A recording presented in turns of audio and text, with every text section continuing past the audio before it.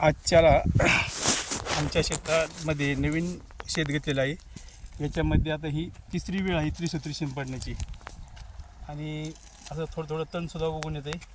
हे जे वेलवर्गीय तण आहे, हे वेलवर्गीय तणसुद्धा उगून येण्यासाठी, म्हणजे पुढं आपल्याला खुरपणीचा त्रास होऊ नये याच्यासाठी 3 वेळा हे जो सडा चाललेला आहे, शेण बेसन पीठ आणि गूळ जमीन ओली करून त्याच्यावर सडा टाकण्याचं कार्य चालू आहे.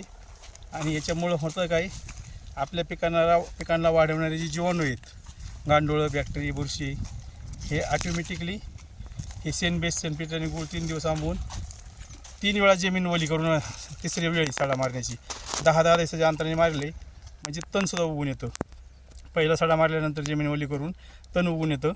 काकरी माळायची, काकरी पाळी घालायची, त्याच्यामुळं तणाचा बंदोबस्त होतो. आणि पुन्हा जमीन ओली करायची, पुन्हा 10 दिवसांनी ते तण उगून येतंच.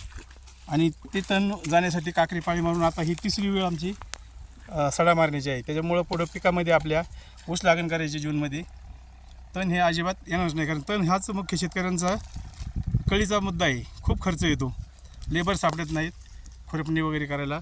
त्यासाठी ही पद्धत ही सर्वश्रेष्ठ आहे असं मला तरी वाटतंच. आणि शिवाय अनेक शेतकरी जे करतात ते सुद्धा अनुभव सांगतात. धन्यवाद.